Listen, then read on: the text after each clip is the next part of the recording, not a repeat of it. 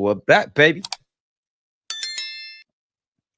I hope you've all liked, comment, and subscribe. These things are not for show. We're not just saying that for no reason. First things first, good morning, good afternoon, good evening, and of course, in some cases, good night. Appreciative to having you lot tuned in. People deluded, I'm back again. Now, the international break is winding down and the Premier League season's about to recommence. You know, again, if I share my screen with you lot, people, when it's all said and done, for some reason, I thought we played 14 games. Online, it says we've played 17. Now, it's a weird one, I would say, being an Arsenal fan, in my opinion, at this moment in time, Carl. We're ticking along, we're doing our job. Life is throwing us lemons and we're making lemonade. Obviously, you know, a bunch of our attackers are injured. Since the international break, we knew it was coming. There's been rumours around Calafiori. I'm not worried about Calafiori. I say that as an ignorant fan. It's all with Gabriel Magalhães. Revolutionary pot.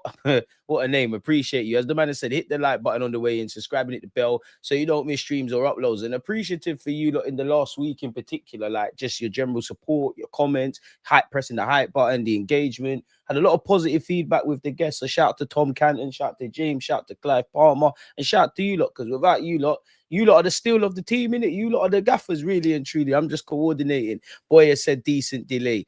As long as you're here, my boy, another one who's part of the furniture. We're winning everything, by the way. Less of this, loud in words, man. Trepidation, is it? From everyone about injuries. Injuries are fearful, in it, like naturally. Like for me, and I don't want to keep saying the same things. Like it's out there how I feel about Magalhães' injury. But for those that might be watching me for the first time or those that haven't caught it, I look at it in a twofold. Let's address the obvious area of concern. No team wants to not have their best players. Gabriel Magalhães is that. Gabriel Magalhães makes us stronger. I think as much as I like our defensive kind of options and everybody and all the things we could do, and, you know, you put our second string, so like Ben White, a fully fit Ben White, Miles Lewis-Skelly, a Hincapié and a Mascara and a Kepa. There's a couple of teams in the Premier League or Premier League fans bite your arm off for that. So I love the depth. That being said, Gabriel Magalhães is obviously a great player. He's decisive in both ends for us. The passion.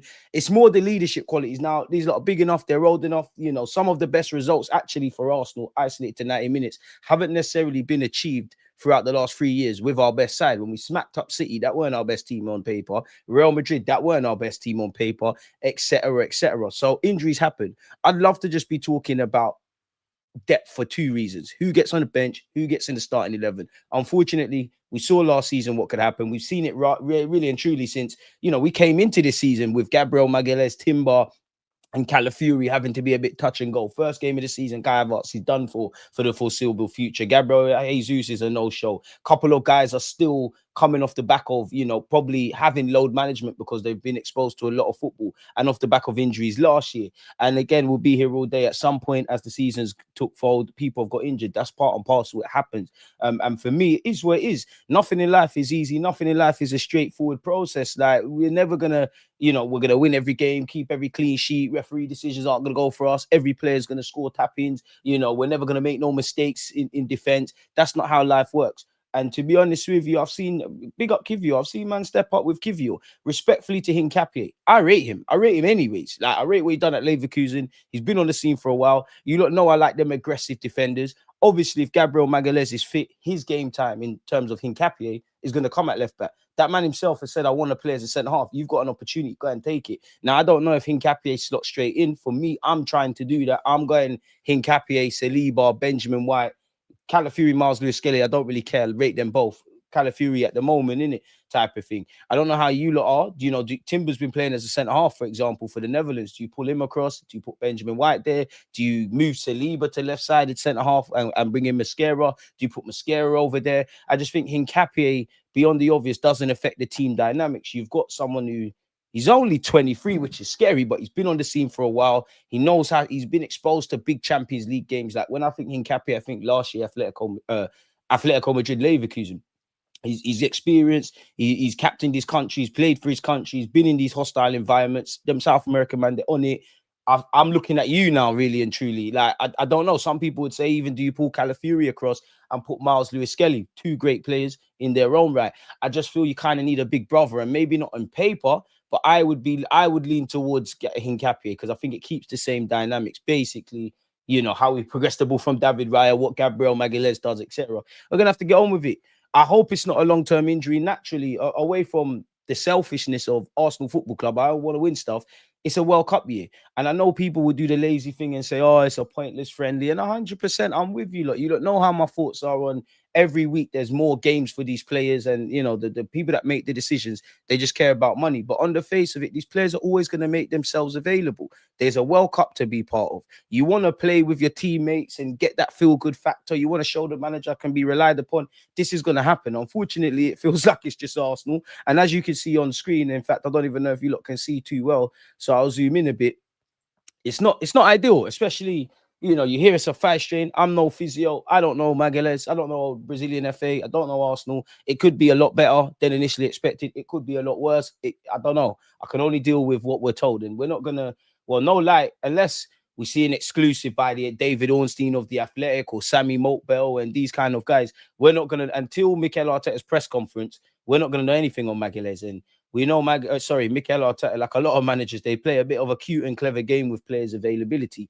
A part of me feels his injury might not be as bad, but at the same time, I think it is, man. Like, I really do think it is, but it's just come at, well, there's never a great time to get injuries in it, but like what we kick off the Premier League recommences on Sunday for us anyways. North London derby, I'll be real, we should have enough. Like, well, we do have enough. Should be moving to Spurs regardless of Gabriel. It would have been nice if he could have scored a header like last year, but you know, Spurs, Bayern, Chelsea, you could argue maybe Gabriel Magalhães. I wouldn't have done it, but people were like, when I speak to you lot and Arsenal fans, it's not that you want to rotate for the sake of it, but if there was an element of saving a bit of legs of the 3 games we've got at this moment in time, from Spurs to Chelsea, Bayern sandwiched in between, that might be the game, the Champions League game.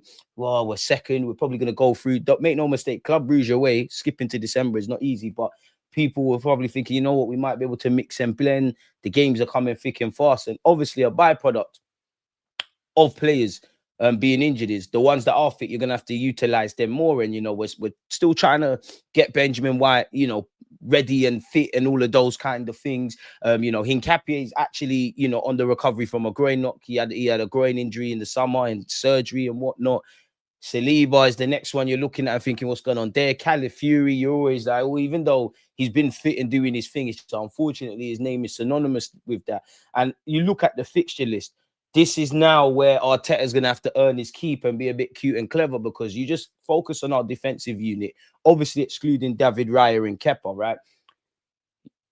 You're going to have to play a bit of cute and clever game, because whether you're a centre-half, a left-back or a right-back, it indirectly is going to affect what we're going to do. Like, God forbid, anything happens to Calafiori, you're reliant probably on Miles Lewis-Skelly, and you might have to bring Benjamin White in for a game at right-back just so you can shift Timber over there. But we're true to this. Unfortunately, we're not new to this. We've been seeing this, man. But I hope we can win everything. But yeah, man, we have to deal with what's in front of us, which is Tottenham Hotspur, then Bayern, then Chelsea. Brentford at home's naughty. Aston Villa twice in a month, but that's December. Let's just focus on November. We've got 3 games in the Premier League. Yeah, 3 games in the Prem. Well, only 3 games. Well, I suppose it would work out because, yeah, this year's gone quick, innit? Like, almost in December. Like, I can still remember January, and a couple of the years in between are a bit of a blur, man. But yeah, big up yourself, man. Smash the like button. Riley, appreciate you as well, man. So yeah, it is what it is. We're just gonna have to get on with it. Like, there's no excuse. You're just gonna have to get on with it, man. You have to get on with it. Like, respectfully to Kivior, because you stood up tall last season. But if I'm looking around, I'm seeing Kivior, Rob Holding, big him up for the FA Cup, Callum Chambers, this one, that one. Then I'm like, oh gosh, what's going on here? I'm a bit nervous type of thing, if that makes sense. Not to say these guys can't make mistakes, but Hincapié, well, I like Hincapié, so I back you. I back all our defenders, and I back my whole team. Because everyone needs to step up now. We're going to have to try that much harder to defend now. We're going to have to try that much harder to win games. And, you know, the wickedest thing about football is you just don't know what's going to happen, innit? There could be more injuries. Who knows? We might get a clean run at some point this season where everybody's fit and available. I don't know, people. But, yeah. On Magalhães, Arsenal received worrying Gabriel injury update just a week before North London derby against Spurs. Gabriel Magalhães is a major doubt for next Sunday's North London derby after being sent home from international due to injury. To be fair, though, can't verify the credibility. You know how rumors are on social media. Some are saying that there's actually optimism that he'll be fit. Even if he is fit, do you risk him in the North London derby, or do you concede, yeah, you're not involved there, but you could potentially be around for Bayern Munich, for Chelsea, for Brentford, Villa away, Club Brugge, so on and so forth, people. I don't know. The towering defender had to be withdrawn midway through Brazil's 2-0 victory against Senegal on Saturday after going down clutching his thigh. He appeared in some discomfort as he trudged towards the dugout, flanked by medical staff in concerning scenes for the Gunners fans. Tests have now revealed that Gabriel suffered a muscle injury in his right thigh, obviously meaning that he will play no part in Brazil's friendly against Tunisia on Tuesday. He's instead returning to Arsenal's North London training ground for treatment. I'm sure Brazil, ironically, they played at the Emirates and they've been training there. And beyond the obvious, yeah, I'm disappointed. Beyond the obvious reasons, I'm disappointed for Gabriel Magalhães, yeah, because obviously, I take pride. There's just something around Magalhães, in it. Like, I've always loved him. I've always backed him. Like, the videos are out there. Like, remember he was saying, why hasn't this guy got a chant? And way before it was cool. And when people were doing the Bozo Gene stuff. And remember when people saying Bremer and all these guys in the Brazilian team are better than him. He's had to fight for a lot of things. And to see, like, if you just, from when Gabriel Magalhães signed till now, in many ways, that could kind of sum up the journey Arsenal have had under Mikel Arteta. So I take a lot of pride in all my players, but take a lot of pride in seeing him play for Brazil. Obviously, it's romantic that you're playing for Brazil at your home stadium at club level, yeah, but it's also quite negatively romantic that you had to be the one to get injured. And then I say that to say this, that Tunisia game is in Lyon. Where did we buy him from? So yeah, man, like, to be honest with you, like, I back my boys, but I'd be more shook of it. I even think Chelsea, there's enough in the defensive ranks. Bayern, Wolf is a difficult one, but it's not like we got little man, bro. Like, everybody in that defense is arguably an international footballer, or has been capped, or has been in contention, or if they were playing regular football for certain nations, for club level, they might be in certain nations. Like Miles Lewis-Skelly's an international. Calafiori, Hincapié, Gabriel Magalhães, Timber, Saliba, so on and so forth. Obviously, Mascara. He's a Spanish under-21s international. Respectfully to Colombia, if he switched allegiances tomorrow, he's in that World Cup squad. So we're gonna have to get on with it, man. It's just the knock-on effects, man. It is what it is, and it's annoying, man. It's annoying because 1 minute our injuries are clustered in attack. Let's have it right, yeah. Big up the whole team, but our defensive unit has been performing a lot better. Like, the collective defensive unit has been performing a lot better than our attacking unit, if that makes sense, and for a variety of reasons, like. We're not terrible in an attacking sense, but we're not at our level. And there's been a lot of new signings defensively. Vast majority of them have been together, the ethos, all that kind of jazz, people. So it's jarring, man. It's jarred the scenes as well, man. Could you imagine? I know there was bare Arsenal fans that spent their little pennies, went to the game at Brazil versus Senegal, thought, you know what, international break, good time, man. 30 odd minutes into the game or whatever, bro, you've seen your man go down. Like, it is what it is, man. I have read this several times, yeah, but for the benefit of some of you that are here for the first time, Carlo Ancelotti played quite coy. He said, I don't know what happened. He had a problem with his thigh. The medical staff have to check tomorrow. I'm really disappointed. He's got an injury. I hope he recovers well and soon. So, yeah, that's that, people. And, you know, we've conceded 5 Premier League goals thus far this season. And in 7 of the 11 games, we've kept a clean sheet. So unfortunate, man, especially in the World Cup year. So, yeah, man, Brazilian FA have confirmed he's not about as well, people. He's got a muscle injury in his right thigh. There was some little rumors. 1 minute it's a muscle injury, next it's groin. Nobody knows, man, really. Spurs attack ain't, I think you mean they ain't on piss. Rest Gabby and think LT. You can't gas up having depth and start balling over one injury. And that's where I disagree, Riley, because I don't think I'm crying. I think there's a lot of disingenuousness like with that, because people will do the lazy thing and say, oh, well, not me, because I haven't said this, but Arsenal fans got the best depth. What are you crying about injuries? Let's stop and strip everything back.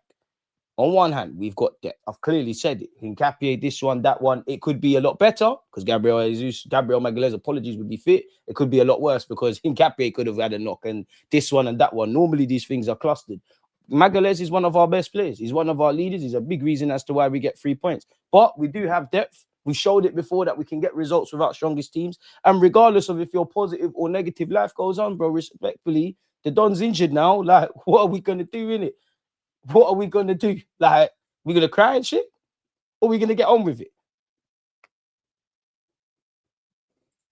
Gabriel is having a player of the year season, really unfortunate. Unpopular opinion, I think there's gears to go up. I think when you micromanage the couple of goals that we've conceded, and he's not alone, but Gabriel Magalhães, I think he could do a lot better. I think that you're not just him, but Sunderland comes to mind. Newcastle comes to mind. again, not just him, City comes to mind. I think Magalhães is playing 20 out of 10, or he was. But I've seen Gabriel Magalhães play a million out of 10. And I'm not just saying that for the sake of it. The girl gaffer, you're right. When it rains, it pours, man. This is the life. Defensive unit carrying it. Exactly. Like, obviously, if you were to say your player of the season or your players who you feel have been like head and shoulders above their teammates at the moment, you're probably going to say the majority of the defenders. Like what? Gabriel comes to mind. I wouldn't quite say Saliba, but some would say Saliba. Saliba, Gabriel might come to mind. Timber, 1,000,000%. Calafiori, 1,000,000%. You give Zubimendi 1-2 flowers. I think, last couple of games prior to this break, right, Declan Rice really starting to go up the gears. If anything, if the attackers is probably Trossard, you're not saying that about Gyökeres, you're not saying that about Saka, you're not saying that about a lot of these players. If anything, the attackers that you're thinking, all right, you're doing your thing, has been Max Dowman when he's been exposed to minutes, but he's a young man, we'll leave him out. Has been Trossard, probably even Martinelli at a point when him and Trossard were scoring goals and whatnot. Noni Madueke, probably he wasn't getting goals, but Noni before the injury. There's more to come from Saka, from Eze. And to be fair with you, I've been saying this. I need my attackers to go through some really rich run of forms now. Like I see Rice in the 8 doing what he's doing, Trossard the same, step it up. Not that they've been bad, but the Sakas, the Ezes, the Gyökeres when you're back, the Kai Havertz is need you. Odegaard the same. Like, yeah, man, you don't need to do your thing. It's as simple as that, man. Arsenal to assess Gabriel injury ahead of the North London derby. I can't, well, to be honest, there'd be a problem if Arsenal weren't doing that, or just any club that has an injured player not assessing. So, yeah, apparently he's sustained a thigh injury while on international duties, returned early to the club for treatment. We're assessing it. There's crucial games. Obviously, Gabriel Magalhães is the latest name to follow the Victor Gyökeres, is the Martinellis, the Kai Havertz, is the Odegaards, the Gabriel Jesuses, so on and so forth, people. So we're just going to have to, there's nothing else to say, but bro, just going to have to get on with it, man. Gonna have to get on with it, man. Absolutely just going to have to get on with it.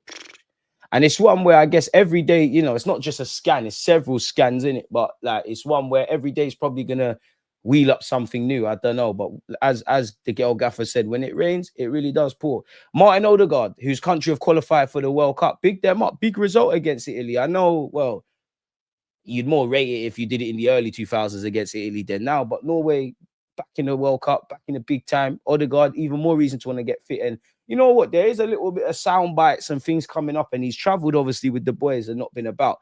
If I could pick Arsenal's captain, it would be Gabriel Magalhães or Declan Rice. But let's have it right. I do think you're allowed to think, you're allowed to ask questions. Do you think Martin Odegaard's captain material? But there's a reason Mikel Arteta is giving him that captaincy, and there's a reason he captains his country. There's got to be some leadership qualities around him. But I don't even want to get into all of that, because I genuinely think a lot of Arsenal fans, they don't care, bro. If Odegaard's doing the mad thing on the pitch, the magician, what do I always call him? He ain't played for so long, I even forget my buzzwords for him. Wonderkid, the class region. If he's doing all of that, no one don't care about the armband, man. But he's spoken about his knee. Now, again, who am I? I don't work for Arsenal, not a medical staff, not in the know. Fan like you lot, smash the like button. If I had to guess going into the North London derby, I don't know where I stand on Magalhães, but I'm going to rule him out because 5 strain, I think that means you're out. So I would say no Magalhães. I don't think Odegaard makes it. Maybe Chelsea and Bayern and all those kind of games, Brentford. I don't think he makes it. I think Noni makes it. I think Gyökeres makes it. I'm 98% sure on Martinelli, if that makes sense. Who else is that? Gabriel Jesus, you're not rolling. Who else is injured? Look where we're getting into. Thank the Lord for Andrea Burton, recruitment stuff. But you see, even with all these players, there's bare injuries. Big up Max Dowman and the Noose, and we would want to see the Highlanders start, Dowman in particular. But you could argue, going back to the Brighton game at the Emirates, you could argue if the Kais, the Odegaards, all of these guys that are injured, you could argue a couple of them might have started in that. So I have to see, man. It's been horrible for Odegaard, man. What, two shoulder injuries and an ankle knock, knee knock. Horrible, man. He's provided an update on his knee. I want to see specifically what the captain has said. Big up, and you can see him obviously with the Norwegian team, even though he couldn't play. Big up the captain and his country for making the World Cup. One of these Arsenal boys, whether it's England, Brazil, Norway, Jamaica, it's not too late for someone to change allegiances. Winning the World Cup, man. Commiserations to Nigeria, by the way. Shout out Congo for being that close. Odegaard has said it's moving forward. The match today came a little too early, but it's starting to look better. So hopefully I'll be back soon. So he said they gassed up this headline. He didn't even talk too much. Thanks for reminding us about Gabriel Magalhães. We already knew that. courtesy of Google Translate. Is there anything else he said? He spoke about nerves. He's been waiting all day for the game. Yeah. About the knee injury. What is this? How do you pause this? This is how you get copyrighted. Well, this is annoying, isn't it? Where is it? Bro, how do you pause this? Well, he said he's here to support the boys. I don't want to get copyrighted, so that's coming off. Like, that's coming off. We'll get into this in a sec as well. Defensive unit has been carrying it, man. Bro, I don't know what your point is, Riley, because I'm not crying. Like, we have to get on with it. I just don't like this whole, because it's a lot of Arsenal fans do that. Oh, well, if we've got the best depth, then what? I mean, I find conversations like that intentionally obtuse. Like, we've got depth, get on with it. But clearly, it's a big blow for Gabriel Magalhães. And fundamentally, we're going to have to get on with it. You name me a team. It's not that there hasn't been injuries and teams haven't pulled off scalps or risen above adversity to win trophies or games. You name me a team in history and now that's not going to miss their best players. I'm not directing this at you, Riley. It's more, I just hate that kind of rhetoric. Like, it's not as simple as that. You name one.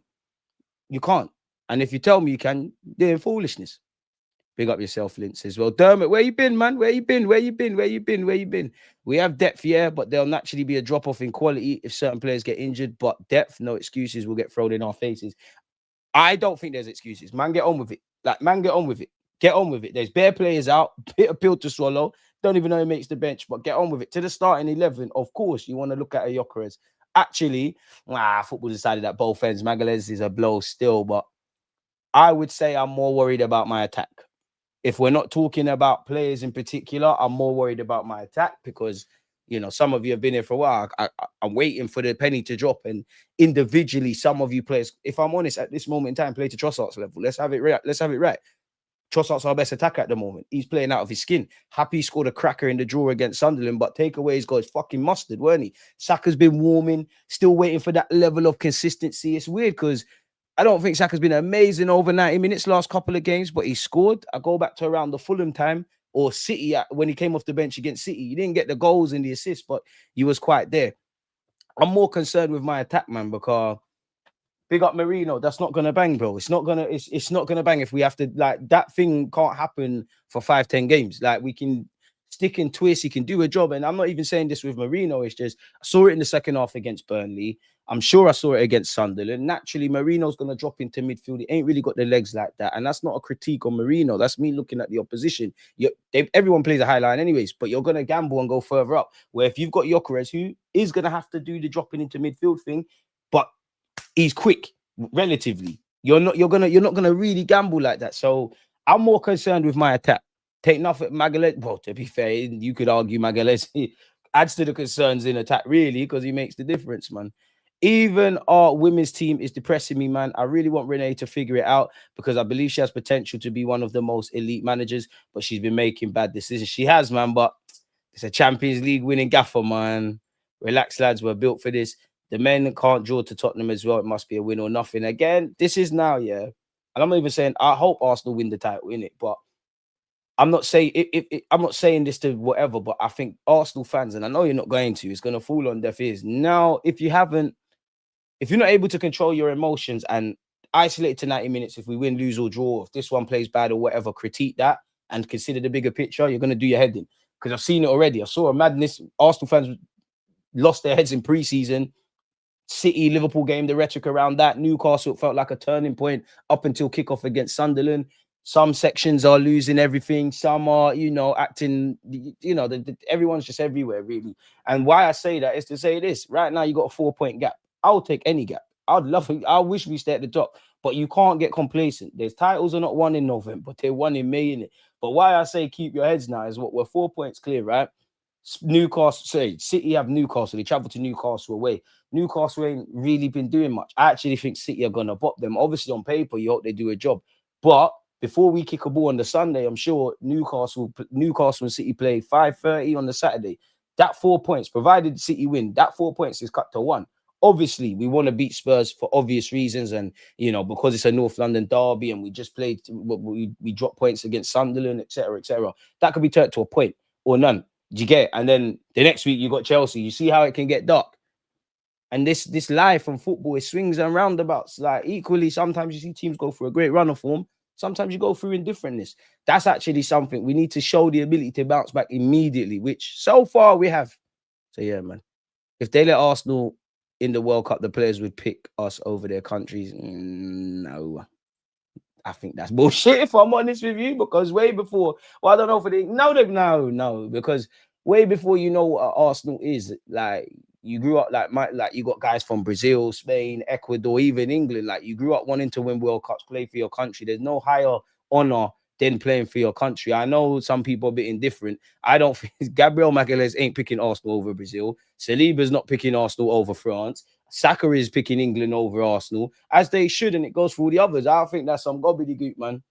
We do have the best depth, as far as I'm concerned. Keep it moving. Players will come and go as the season unfolds. That I agree with. Injuries are part of the game, man. Part of the game. Gilberto, the most underrated midfielder we've ever had. What a player he was. Oh, imagine we had him now. But he's urged Arsenal to reignite their transfer interest in Rodrygo, people. Obviously, he's an Arsenal man and he's Brazilian, so it makes sense. Rodrygo, and every day that he's not one of the first names on the team sheet for Brazil, this nonsense is going to happen. We're not doing this in January. You never know. Stranger things could happen.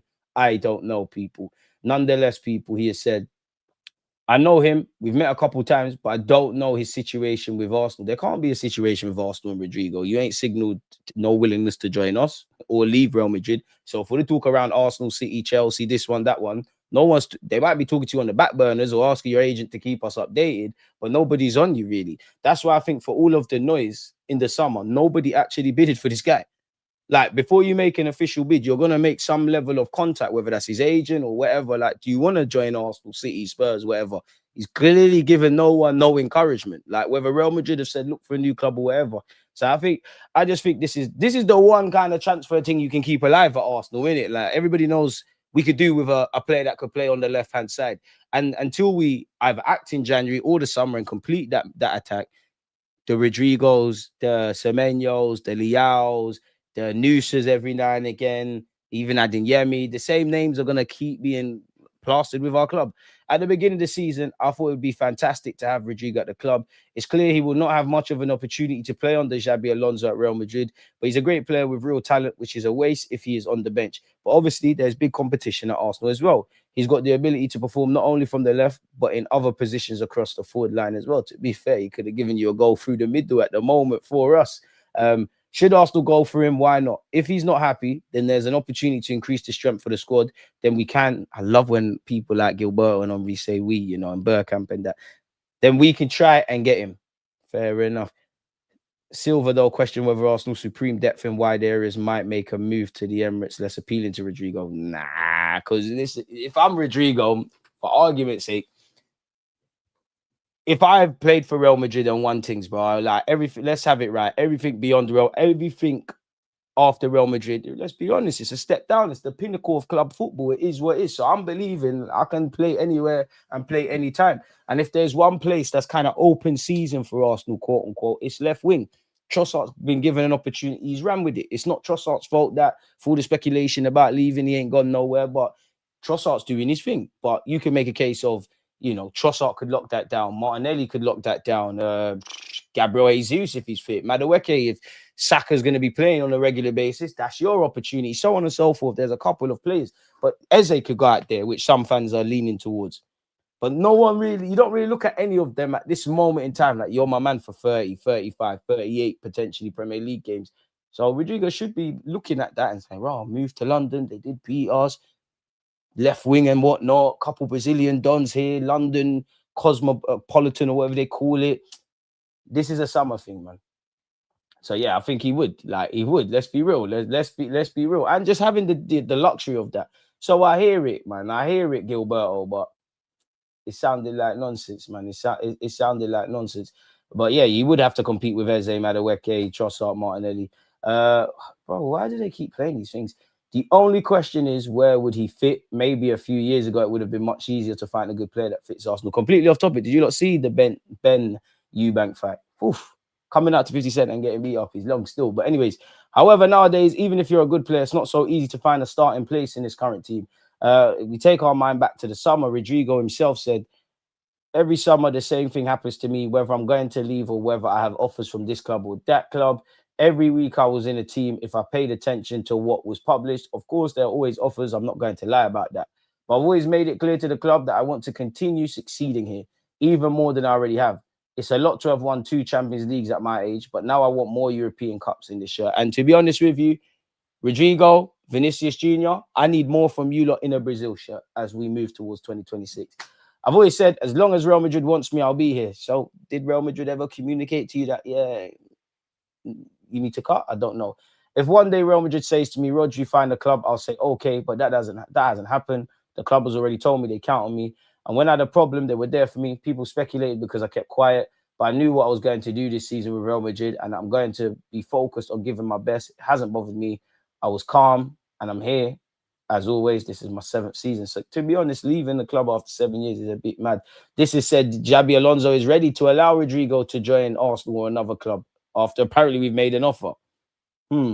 Don't believe that anyways, but it makes for a good story. It's understood that Arsenal, Spurs, City have submitted offers totaling 60 million euros plus another 80 million euros in achievable add-ons. Those offers have tempted Xabi Alonso to tell Perez that he should seriously consider selling him. Obviously, the manager has a way of it, but surely it's Florentino Perez telling Xabi Alonso, if that was it, we're selling him. I don't know, people. We'll have to see. Should consider seriously selling him as the manager accepts Rodrygo's time at the club may be come to an end. The report adds, within the coaching staff, there is a conviction that the project doesn't depend on Rodrygo. The Brazilian maintains enormous ambition, but the level of influence he has shown doesn't match the role he's demanding. His most recent performances have raised doubts, and the feeling is that he hasn't quite established himself as a decisive player in Real Madrid's crucial matches. Furthermore, his frustration with the lack of playing time in key matches has created unnecessary tension within the dressing room. According to internal sources, Xabi Alonso believes the squad needs stability and that his departure would ease tensions and reinforce his authority within a group undergoing a significant transitional year. The offer is substantial and opens the door to reinvest in other priority positions. As well as 80 million euros, in brackets 70 million for Rodrygo, Arsenal also eyeing another player in January, with Spanish website Franchise insisting the Gunners will pay £35 million for Levante midfielder Eta Ekong, and he forward. I don't know, people, but we have been linked with him, so that's probably nonsense. Where Calafiori is concerned, again, he's apparently going to be cool for the North London derby. Romano has said, I understand Arsenal check confirmed news from the last 24 hours. Calafiori will be available for the North London derby. No injury, no issues, just overload, which is quite good. Rodrygo's big fear over Arsenal transfer. What's your fear, bro?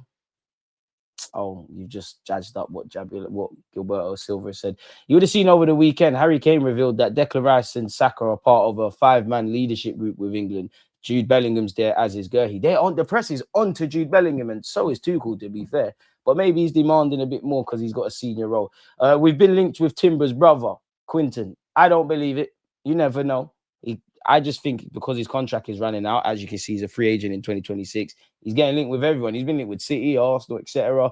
Apparently, we've been monitoring him for some time. He's been on our radar since we signed Jurian, but it's not progressed to anything concrete yet. So I don't know if I believe that, people, if I'm honest with you. But there you have it.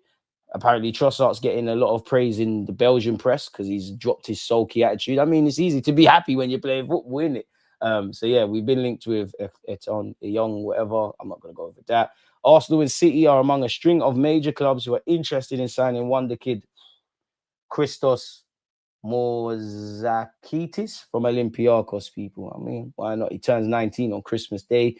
Aston Villa as well as Nottingham Forest have been linked. You know what? If you can bring him in and he's got potential, do your thing. You will never get a no from me. Odegaard has said his injury's starting to look better. What's this? The World Cup is one of the biggest things there is. It's a dream I've had since I was little, to play for the national team and play in the championships. Boy, so are you sure? Not to make this about Odegaard, if Arsenal win the World Cup, Martin Odegaard's picking Arsenal over Norway. Because way before he knew what Arsenal, Real Madrid was, he was a young man. I don't know what the kind of, how you live in Norway. It's not making sense. I've been through a lot. I've been through a lot of tough downs. There have been some playoffs. There have been some tough moments. So it's great to be standing where we are now. And again, the opportunity to lead Norway to the 2026 World Cup, their first World Cup appearance since France 98. Come on, man. Come on, man. I'm here to support the boys. We've been working for this for a long, long time. It was important for me to be here with them. On his injury, it's moving forward. Today's match came too early. Oh, we've gone over this. But it's starting to look better. So hopefully I'll be back soon. We hope so, man. 6 more Gunners on the brink of reaching the World Cup. Zubamendinho bagged as well. Bring it again. Eze, Zubamendi, all of you. I'm seeing. Make sure you bring these goal scoring exploits back to the Emirates, man. So yeah, big up everybody involved. Shout out Timber, who's playing the centre half ahead of Deluded. I don't know why they don't play Van Dijk, Deluded, Timber right back personally, but do you think Saka has a goal and assist in his 2 games for England as well? Really laid it on the plate. And obviously, Calafiori is unfortunately injured. There's talk of Max Dowman being bumped up the age groups for England. Should be in England under 21 and international. Too cool. Cap him. This man's going to do big things in the game at 15. By the time he's 25, Lord knows what he's won. But whether he wins a Champions League, a Premier League, plays for England, everyone will remember you gave him his first cap. Think about your legacy. That'll be there beyond your years. He will mention you in interviews. Call up him, call up Wanyeri, call up Ben White. You know what to do with the Maduekes, the Rices, the Sakas. You know you need to bring Miles Lewis-Skelly. You bring the Arsenal boys, we're lit. Because Arsenal get good defensively. Suddenly, England are good defensively. I don't know, man. I don't know what's going on. I don't know. We're still linked with Elliot Anderson. Really good quality player. Him and Walton have to be on the plane for the World Cup. Quality player. I just think it's nonsense. Because what? You spent 105 million on Declan Rice. You finally got a partner in Zubamendi for 50-odd million quid. Surely if there's a big money addition and stranger things have happened, it would be another inside forward, particularly one that's got an ability to play on the left. But that's what they're saying there, people. Pep Guardiola back to deliver more major silverware before Mikel Arteta with Spaniard told City almost back to their best. Yeah? Okay, it's Pep Guardiola. We expect him to win trophies. You lot do that. I don't know what's going on here. You lot do that. You lot do that. Yeah? Okay, City will never left the title race. The headlines are disingenuous, man, and they're shameless. I bet you these same articles, yeah, I would guarantee you go back 3-4 weeks, these same journalists will say, no, City are done. Rodri's not there. Pep might want to leave. Pep, do the right thing. Leave this league now, man. Because then it's actually levels. Leave the league, man. I'm not even going to bother reading this. Not even going to read this. Not even going to read this. Big up, everyone. I don't see that penny dropping. Arteta is married to defensive philosophy. You can be married to defensive philosophy. And I think people that say Arsenal play negative football are quite disingenuous. We don't. We're not still. I've seen enough to think the pennies drop. But we need our players to be fit and let relationships build. Rice and Zubamendi's a new relationship. Odegaard, if he's playing with them too. Eze, the same. Eze, Odegaard, if they're playing together, one's off the left, obviously, and then in midfield. You tie in a Gyökeres, you tie in all the other players. Timber and Saka is still a relatively new one. So I think it sounds good, but yeah, man. Gabriel Magalhães' injury sucks, but we've also been without Odegaard and Saka for periods of the season already. Saliba too. The building is a complete myth. How long did we miss Saliba? To be fair, right, I do think the attacking we're more likely to cope positively with missing our attackers than our defenders. DG AFC seems to have cojones on the field now, but off field we still lack cojones to bully international federations and coaches to manage our players properly. Sincere investigation needed. It's true, but it does feel like our players are the goody two shoes. They're the only ones that don't pull out. But at the same time, yeah, it's a techie one because it sounds great, but we're looking at this from a club point of view, like rightly or wrongly. Like I don't think Mikel Arteta or anyone at Arsenal, if I'm honest with you, has any right to tell any of these players don't play for your country. Because it's a national honor. It's a career short. You want to get as many caps. Some people are fighting to be part of the World Cup. Some people are fighting to be first place. Some, obviously, you can only deal with what's going on with your club. But you do have that, for us Arsenal players, in an ideal world, or our Arsenal players, you win trophies at Arsenal, you F off to the World Cup. If you win it, you win it. I don't think you have any right to do that. I understand if Arsenal's pissed off with a Caliph. Well, to be fair, Arsenal are probably a lot more happier, I would say, with the Italian FA than the Brazilian FA, because you do see rumours were said to be furious. It's known by everyone at this moment in time that certain sections of training, Gabriel Magalhães and a couple other players were doing it by themselves rather than the group. And we're at that point of the season, like probably players we don't know. Do you know how many players at all clubs now are carrying some little niggle and knock? To what extent, I don't know. This one's got a tight groin and he's managing it. This one's hamstring's getting a bit tight. This one's ankle's a bit mad. This one's got a fractured or broken toe, and this one needs painkilling injections. This one can't really take part in all the training throughout the week. This one has to start off the week like with a lighter workload and then build his way up to the match day and start being a bit more intensive. Or you might have to do a Ledley King thing where it's vice versa of what I just said. It is what it is, man. Like, it is what it is. And to be honest, people are always going to be a bit selfish. Like, Arsenal are not going to care about, like, obviously romantically want you to do well, but nobody don't really care. Or Arteta's right.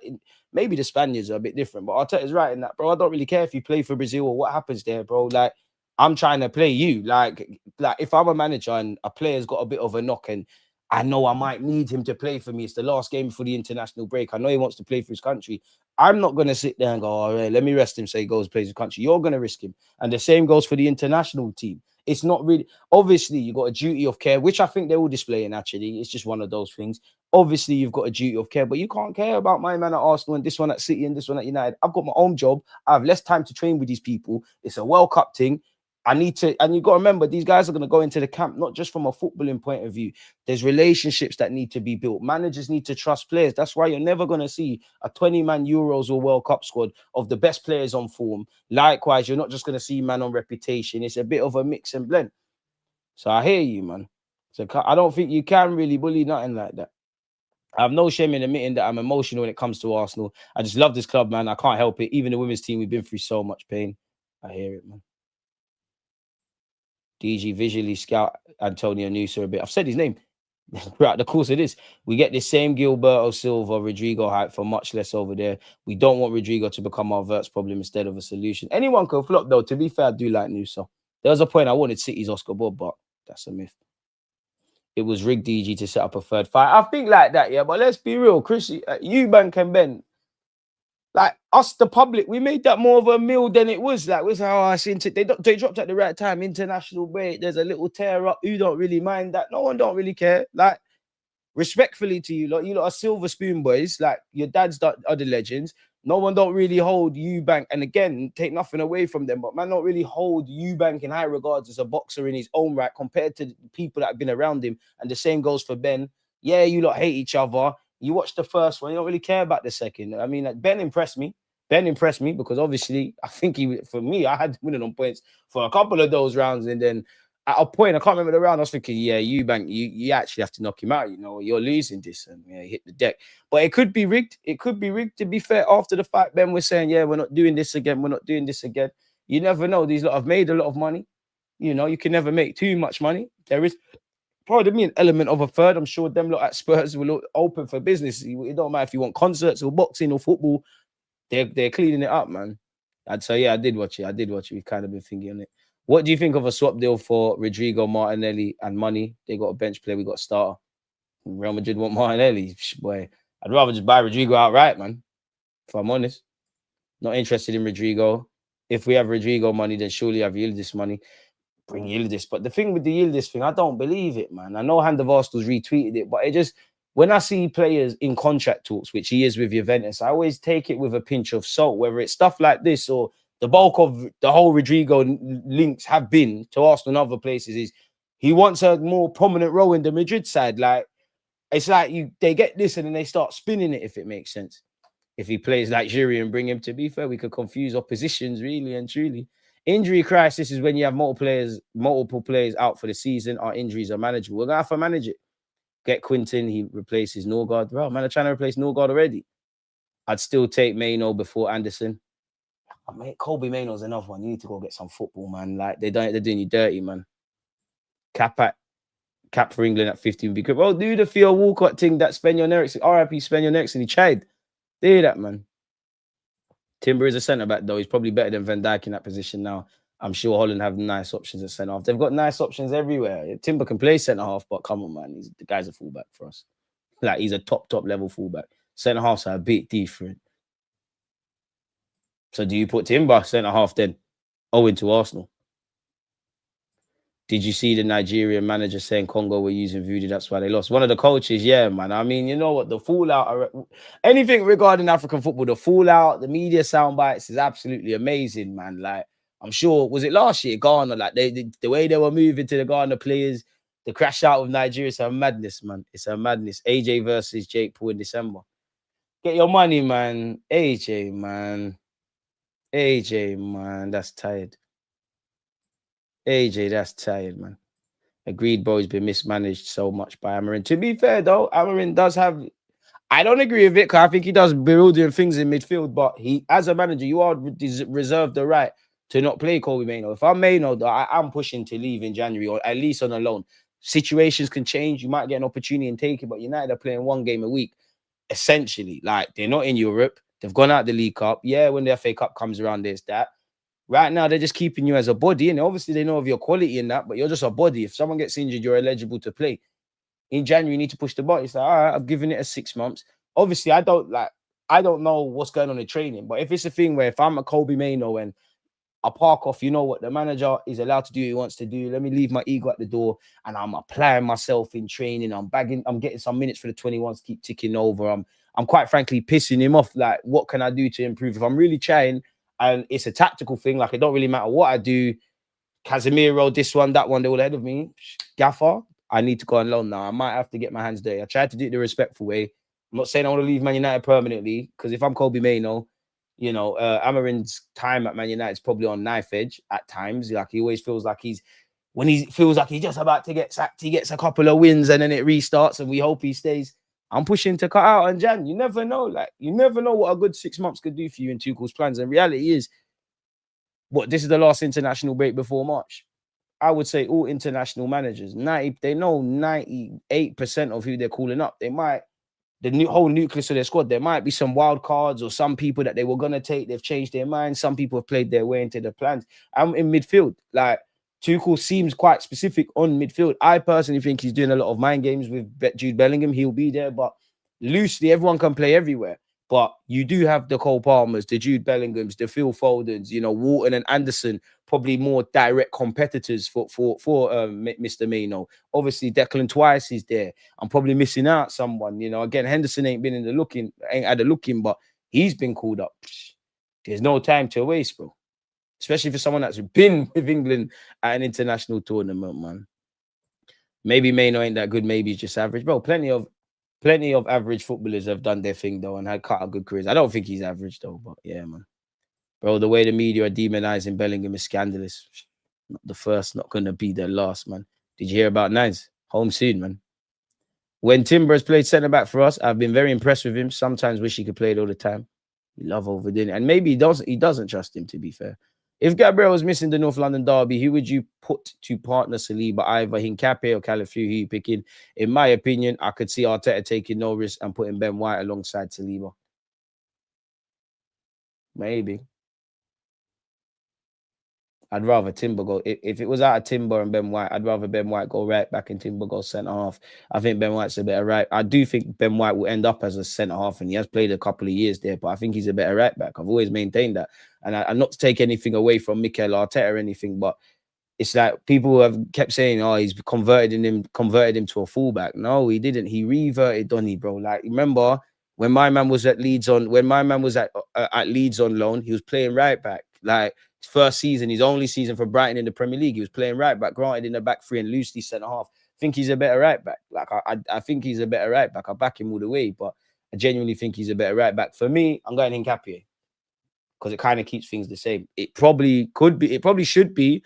If Mascara was left-footed, not that it goes against him, you could go Mascara and Saliba. I would just lean towards Hincapié, but whoever it is, I can't lie. I think we can get on with it, man.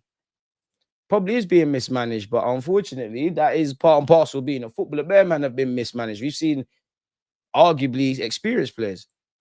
White right centre-back maybe, but not left centre-back. But do you put Saliba there? I do think I don't want to make too much of it, because like you're still playing centre half, but I do think Saliba kind of struggles left-sided centre half. Maybe that's more exposed for France, and the whole philosophy around that is different. But yeah, Mascara will play. Listen, whether it's Hincapié, Mascara, this one, that one, I'm cool with it. Make it happen. Make it happen. Going to Miss Gabby in both boxes, that's for sure, man. Needs to be a left footer at left centre back. Hincapié is the one. Mind you, a Timber and Mascara will also do good work at left centre back. Oh yeah, I forgot about Mascara. I think it'll be Saliba and Mascara partnership then. And do you put, because if you, obviously there's a void left with Magalhães. Do you move Saliba across, which probably centre half? Let's not exaggerate, but you do kind of mess the dynamics up a tiny bit. So to kind of fix one problem, you've kind of made the next one. So do you, obviously, if you move Saliba across, you've got Mascara in his most comfortable position, or do you just plug Mascara in there, which Mascara can play both of those? I would go with Hincapié. Like, I would go with Hincapié, but Yeah, I don't really care, bro. I can't lie, man. Like, it's not like I'm looking. I said this earlier in the stream. It's not like I'm looking around and it's Mustafi and it's Rob Holding and it's Lick Steiner and it's this one. Actually, bloody good players. Bosquera is a good one. Yeah, run it, man. Bosquera, you know what? We have to give credit. Who said that? Was it Boy? Don't take credit if you know you didn't make that. I'm more worried about Marino playing next 3 games up front. Social. What did I say earlier in the stream? That's my thing. Like, I take nothing away from Marino. We're at that point in the season. We're gonna have to box smart. You might have to play 1-2 games there. Like, for even to be fair, Hincapié might start centre half. You might have to Mosquera might have to get game time because Hincapié is coming back from a groin knock. So we're gonna have to. It is what it is. But yeah, I need my shot. I need Kai Havertz. Kai Havertz and Gyökeres, I need a 9. Take nothing away from Marino. I need a proper striker there, man. To be honest, I saw Mosquera play left centre back in pre-season. He was excellent. My cousin Mosquera been working in the mine since he was 2. This guy's an idiot. If Napoli can make McTominay look like Maradona, Maino will ball. I seen them saying the clip of all the players running back in the 89th minute against Burnley is the reason for all our injuries. Oh, people are gonna make up bare things in it. Nobody knows. Like, clearly, there's something Arsenal could look into, either like the couple of years with injuries or this year or what happened. But what led to Magalhães getting injured could be completely different from what happened with Gyökeres. Gyökeres, if anything, maybe we could have managed Magalhães' injury a bit better. I think Gyökeres is just one of those things. It's a muscular injury because you never had a preseason. We had to play you a lot, which obviously, like, it does help you integrate on one hand, because I did think if Havertz is fit, you're going to see a bit more rotation, but you're going to run my man into the ground. Arteta did have Marino available to play up front. He didn't elect for that, but it is what it is, man. One of the most annoying moments, I would say, as well, with all the injuries, it'd be Odegaard's as well, because I remember that week, like, when we was talking about, he looked good in the Champions League, he looked good in his little cameo against Newcastle. Arteta isn't going to start Eze and Odegaard together. Eze's going to have to go out wide. Arteta surprised us. He's like, bang, Zubimendi take the initial period off. Rice, you're going to play. You're going to just hold it down. Eze and Odegaard, and then bang, injured again. And if another one that annoyed me is Madueke, because obviously the next step for Madueke is goals, in it, but he looked like for someone that came to this club with a lot of noise, he looked comfortable, he's doing his thing, injured. And you have to restart now, innit? Like, Magalhães in a good moment has to restart. The only one that's picked up a knock and not been in a good moment has probably been Jesus, because you're not involved in it. Like, you've not really been involved. Magalhães playing very well, knock. Madueke doing well, knock. Martinelli getting a bit of form, knock. Gyökeres, we're here where we're at with Gyökeres, but doing okay, knock. Odegaard showing that, okay, I'm ready to fight. I'm here now. Knock. It is what it is. This ain't unique to Arsenal, man. Man said Nigeria, Fugazi, not enough players in the squad that spent their youth playing on dirt pitch. This guy is a loose cannon, bro. Big up yourself, Jerome. Madueke looking sharp. We'll know how important Magalhães is to the plan, depending who Arteta picks there against Spurs. If he plays Timber left centre back, then Magalhães needs the bubble wrap this season. No international friendlies allowed. Smash the like button, as Manny has said. What players are coming back? We have to wait till the press conference, my boy. I don't know. I ain't got the answers. If I had to guess, I think North London Derby, we're seeing Gyökeres. I think we're seeing Gyökeres and Madueke. They're the two I'm like, yeah, I expect to see you. 60-40 with Martinelli. 60-40 with Martinelli. 60-40 with Kai Havertz. Don't think we see Odegaard. And Magalhães, I hope, but I don't think we see you in it. I think Gyökeres is due to circumstance. Too many minutes for a player with no preseason. It's a muscular injury, isn't it? So, yeah. With what you said about Ben White playing for Brighton in the back three as a right centre-back, would you apply the same thing for Hincapié, because he played in the back three as a left-sided centre-back? Yeah, but he's been exposed to a back three, to a back four. Like, I've seen him do that, play left-back and whatnot. You're right. I guess we're getting to that point where some people are probably going to entertain, right, like, is it time to change formation? What the fuck did I miss? Why would Marino play next 3 games up front? Well, to be fair, if Gyökeres ain't back, if Havertz ain't back, if Jesus ain't back, and to be fair, of all the injuries, big up Gabriel Jesus, and I don't mean this in a disrespectful way, but Magalhães, even if, God forbid, Magalhães is out for 3-4 weeks or however long, he probably comes back before you. But if the strikers are not there, you have to go Marino, innit? Like, what else? It's him or a nurse. obviously the Martinellis, which I don't like, even last season, think about all the stuff up front and what it took for Martinelli to get a run through the 9. It was against Liverpool, and it wasn't even, you didn't even start there. It was the Banduli were going to change it. So I don't know. You're left with playing Trossard potentially up there. And then you're running Marino into the ground as well. So you've got Marino and Noose, the Banduli strikers like a Trossard. I'm sure I've seen Eze for Crystal Palace play as a false 9. I don't want to give you any ideas, but I do describe Eze as a Swiss Army knife for us, innit? So it is what it is, needs must and that. 3 at the back would be nice, but I'm not sure if that's with wing backs or not. And that's where the shed comes for me. Because you then, obviously that might X out certain players. Then you'd have to find some dodgy role to get Saka in the inside. That's where it'd be with me. Hi, DG. Hope all well with you.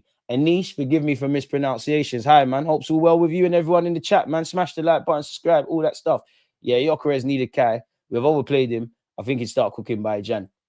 I think Gyökeres is back, though, man. But then even if he's back, even if, like, who did I say, like, for me, I think's back for the North London derby? I think I said I think Noni's there. I think Gyökeres, I think them two, in my opinion, my hot take, if you could say a hot take, I think them two 1,000,000% are there. I think them two, then maybe Martinelli. Kai, I don't know, man, because there's no noise around Kai. And when there's no noise around the player type of thing, that's when I think, yeah, you're back. And Arteta every now and again, he's like, he's pushing, he's annoying us, he's trying to be there and da-da-da-da-da. I just think Gyökeres is going to be there because it feels like a precaution. I think Noni's going to be there because, we were told he could have been part of the Sunderland game. But even if these guys are back and you throw in a Martin, like, are these guys going to start? Like, do you see if Gyökeres is back? Maybe Gyökeres was fit last week and we said, all right, good to go, and you do start. But even if he's fit enough to be on the bench, Marino might start. Noni, I don't think is going to start anyways. But then again, Noni, you know what? Noni for an hour, 70 minutes against that Pedro you know what? Trossard twist him up. And Trossard twist him up. Madueke, Martinelli, you don't need to be there. Because I don't think the injury concerns apply. We should be moving. Big. Listen, Thomas Frank, coach and staff, you lot are gentlemen. It's just you're with them lot. Should be punching them up. Saw that interview preview on Arsenal channel with Noni. He said he saw what man said on socials. Of course he is. Of course he's going to. But like as I said before, like this is why as a football player, yeah, as much as you love the fans and stuff, you can't listen to them, bro. Like you can't really listen to the noise. You play good for 5 games, you're a flipping hero. You play shit for 5 games, get rid of you. And I'm not talking about balanced fans. You're allowed to question mark a signing and the ability and all of that, but we all know when it went too far. No one ain't talking about that again. At the end of the day, the only people that matter, like connected to the football club, quote unquote, if you are Noni Madueke, is how you view yourself. Because for the negativity surrounding you, if he, for argument's sake, believed that he weren't good enough, I would say respectfully, try find that receipt and go back to Chelsea. Because if you don't believe in yourself in life, no one can believe in you in it. Of course, we inspire individuals and stuff, but you need to be the one to believe in yourself. As Wenger used to say, whether you believe you can or can't do it, you're right. So if you believe in yourself, that's a step in the right direction. Whatever people have to say, bro, the club has committed £50 million to you. Whether we rate Noni and he's a flop or a success or whatever, bro, these clubs are not going to it's not snapdash things. There's a lot of processes.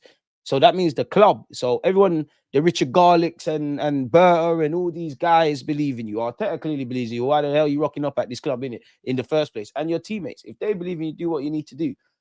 And I think most fair people would say, you know what? Chelsea stench, couldn't really see. We could see how he's a decent squad player. Can't really see how he's upgrading the thing. Does feel like an Arteta project. We did want level raisers. As I said, Chelsea stench, 50 million. We don't think Noni's a bad player, but we don't really see beyond being part of the collective bunch how he moves it on. But most people say, you know what? Fair enough. We understand there's a method to the madness. You're doing your thing. And that's all people care about, like, really. And he's not going to be the first nor the last. I remember that. I know Odegaard's not flavour of the month, but it's fair to say he's justified his 30 million. I remember Odegaard's first 6 months at this football club, where it's well known. I love Odegaard as a footballer. Didn't have a leg to stand on. I'll be real, man. The first 6 months, but I'm looking like a madman back in Odegaard. I'll be absolutely honest. But compared to that, like his first 6 months, and then I don't know if it was the next season or the season after, but the one where he scored all those goals. It's just unfortunate. Last 2 years, Odegaard's not been able to stay fit, man. Really. Big Gabby had surgery. He was always going to get knocks, needed rotation. I hear it. I didn't come up with Busquera. The man then was saying Busquera when Arteta gave him some minutes and they liked what they see. But Scare is a wavy name still. Jesus is one sensational player who I still don't trust with keeping fit. Jesus, just give me what you can for the remainder of the season, man. 80 plus in here. Let's get to 50 likes. They hate me, man. They don't want don't want the algorithm to go crazy. Don't want us to get to 100k. Wenger's got bare quotes, man. My favorite Wenger, well, there's a couple, but one, well, he's got a few, man. One about, I can't remember it, but one about, what did he say? I think it was directed at Wenger. I mean, at Fergie or something. He's like, every man thinks they've got the prettiest wife at home. Back when we used to get onto Wenger for being stingy, when he said, come on a night out and you'll see I'm not stingy. See, I'm not stingy. What else does he have? The past brings regrets. I always say this as well. The past brings regrets. The future brings uncertainty. There's no time like the present. Yeah, man. So, yeah. Still a madman back in Odegaard. Man's a bum. And if it wasn't for Fabio Vieira, he's arguably the worst attacking mid for Arsenal in the Emirates era, possibly since Premier League interception. I'm pretty sure I could go through and find a bunch of players that haven't dropped double figures. We don't need to do too much. We don't need to. You're allowed to not rate Odegaard, but you're doing too much, my boy. You know that's nonsense. And if I'm a madman, shit, I'm gonna be mad then, because Wenger was a madman, Jose was a madman, Herbert Chapman was a madman, George Graham was a madman, Arteta's tapped. Everyone that's achieved anything in life, you've got to be a madman. So Pep Guardiola, the man here, I'm on being mad in it. If life ain't made you mad, you're not changing in it. You got to be a madman. You got to be a madman. So F that. You're doing too much. You're allowed to think he's a bummer and all that kind of stuff. I'm not sure on the Fabio Vieira stuff. Really and truly, worst. Martin Odegaard, the worst attacking midfielder of the Emirates era, and possibly Premier League inception. That sounded a bit personal, my boy. It's going too far. You know that's nonsense. I know that's nonsense. But you always say, I appreciate your opinion. You know you're doing too much, though. You know you're doing too much. When there's Denis Suarez, and I don't even want people to catch chase. When we've seen Willian, lie it, man. Please, doing too much. Fran Merida and the man we're here. Army Bishkov, we're doing too much, bro. I don't need to prove anything to you, respectfully, man. It's just the beautiful thing about football. I can live with a different opinion. I think you're capping. You think I'm chatting shit. That's cool. That's why I like it. It's a debate. There's no malice. I don't need to prove anything to anyone. I always say, I don't tell you what to think on this channel. Just think. And I appreciate all the talking points. I'm not one of them YouTubers that's going to, if you believe what you believe that in it. Like, I'm not going to, oh, you're a fucking idiot. And If that's what you believe, that's what you believe. I'm going to still go about my day. One love, though, man. Lansbury. Nah, big up Lansbury. Man, don't know about you, man. This is why I love supporting Arsenal. We're a culture club. Everyone knows that. I kind of want Noni starting, putting in 50, 60 minutes of work, right wing, then Saka on to finish them. Nah, I can't lie. North London derby, Saka, you need to start still. Saka, you need to start still. I'm not trying to hear that. Yo, DG, big up being on the stream with Aubameyang. I was proud seeing all of the Arsenal content creators being with Aubameyang. Troops is a real G for letting everyone have a convo with Aubameyang. Yeah, big up Troops for that. Shout out Aubameyang as well. Shout out Troops as well, because it was a fantastic stream. My only thing with that, yeah, is it was a great stream. Like, the man with their vibes, what Troops, expressions, like Turkish. But, bro, there's everyone was there at some point in it and was whatnot, and a bunch of people. And obviously Terry and that, and what you had expressions at Lee as well. You had like their kind of moment. You had Troops talking about like Robbie stuff. You had Terry and Lee. You had a bunch of Jamaican dons there. You had a lot of good, you had a lot of good vibes in it. You had a lot of good stuff. But for me, I think Aubameyang, of course, I think for me, it's nothing to do with Troops or anyone on the platform. I just feel such is the nature of life. Yeah, like, man, forget the main, it's kind of been lost. And I actually think I think the news outlets have done Troops very dirty, if I'm completely honest with you, because they're all reporting about the article. They're not saying where they found it and whatnot, but or the content, not where they found it. I'd say for me, the whole reason was there. Jamaica, innit? Like, pray for Jamaica and all of that stuff. That's, for me, it's been forgotten, innit? Like, it's been forgotten in the whole other stuff. But yeah, man, large up Troops and big up Aubameyang, because you didn't have to do that, man. You didn't have to do that. You didn't have to do that. I had to let him know that, yeah, I was at the North London derby when you missed that penalty, mate, at Wembley. But yeah, man. Martinelli seems to be back too. He can cover Trossard on the left. Madueke looks a handful to play against for fullbacks. Just having him around as a battering ram on defenses is useful. Noni might be a good rotation option for Saka. The players need to be protected. Fixed bench plus squad depth in November. Facade shattered by November. Wait, fixed depth best squad depth in the world for Sarge, shattered by November. You think by now there'd be some learned humility supporting this club. Maybe some fans love egg on their face. Okay. Arsenal fans can be irrational. It takes time to get up to speed in the Prem. Hardly anyone hits the ground running with no preseason. I think everyone will be fit bar Jesus and shoulder guard. Damn, man called him shoulder guard. Horrible. Not going to lie, I've missed this guy. He's just a nuisance to opposition teams. I'd like Gyökeres to continue his Burnley form just from where he left off halfway. Then Jesus in a couple of weeks. I mean, they said end of the year, and it's if we don't see you in December, my boy. I don't know what's going on, but is it a January thing? Is December maybe ahead of schedule? Because I think Jesus is ready to go, kind of thing. If it makes sense, but I can't remember when he spoke, but he made that interview when he's like, yeah, sometimes you need to save yourself from yourself, that kind of thing. You need to find that limit between pushing and overly pushing and coming back before your body's ready. He weren't listed in the Champions League. Well, we had the facilities to list him anyways. We never listed him in the Champions League stuff and the Champions League registration. And the earliest stage to kind of rectify that would be in January, isn't it? So did they say, oh, you know what, we think you're going to be back in January. If you're back, we'll register you then. I don't know, man. I think Odegaard will be back. I don't think we see Odegaard in North London derby, but I hope we see as many injured players back sooner rather than later. The problem with our injury is that it's all the attackers. We've got depth, but we still need some luck. Where now the attackers are getting, now the defenders, are getting issues, man. Madueke has been back confirmed. Yeah, who's confirmed it though? Because if I don't see Hand of Arsenal, David Ornstein, Mikel Arteta himself speak, I don't know. What excited me about Madueke too is that he wasn't hella selfish. I can see him getting some assists for us. That's my only thing with Noni. And I'd say Eze, different realms, different zones, different importance, but numbers now. I've seen two new men come in, three if you say Gyökeres, but we're focusing on them two numbers. Eze, think you're a great player. I need numbers. Madueke, you get into the box, man. You're one of the attackers I feel express themselves. It feels a bit robotic at times. Goals and assists, obviously adjusted. Like the minutes you play, I just need goals. I need my whole attacking. Like I need Gyökeres to be that 15, 20 Premier League plus goal striker. Saka needs to get his double numbers. Trossard could keep doing what you're doing and aspire to get double figures. Rice in this 8 role, however many goals and assists you can get, great. Odegaard and Eze, you know what you need to do. Kai, again, in whatever minutes you play, grab some goals. Marino the same. Corner boys the same. And you get where I'm going with it.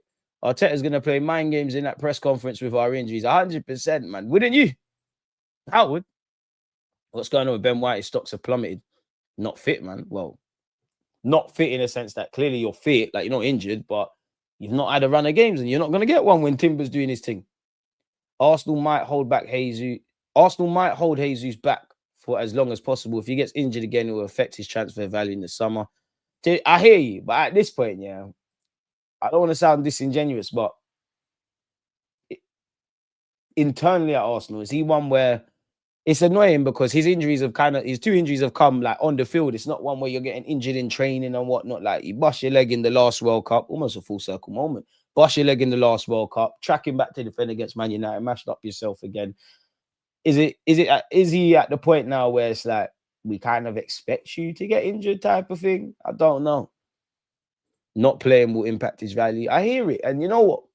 It wouldn't surprise me if, Jesus is technically contracted for 18 months, 2027. If he goes through a purple patch of form, and I'm not saying we're going to change our minds, but this is a player that for a couple of years we've tried to shift on. His contract's running out.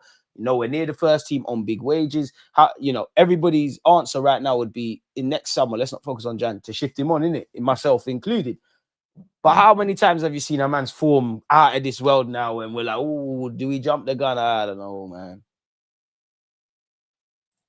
I was telling the man about Timber. They didn't believe. I still remember people telling me that he wasn't going to make it in this league. Who said that? Almost at 50, hit the like button, man. Appreciate you lot. Appreciate you lot. Appreciate you lot. Without you lot, it's dead. Wait, people still relying on Jesus. So relying on everyone in this squad. Everyone's a tool in that toolbox. Don't bread. When Gabriel Jesus had the 3 to 5 games, Gabriel Jesus is able to string together, they're going to be out of this world, mate. Gabriel Jesus left wing. It's a World Cup year. You think my Brazilian boys are going out? The stars are aligning. Why do you think Magalhães is playing out of his skin, soon back from his injury? Why do you think Martinelli's remembered he's saucy? They don't know, man. Gabriel Jesus, I deserve some royalties. I can't lie. You need to give me your signing bonus because I haven't snaked you. I've been backing you.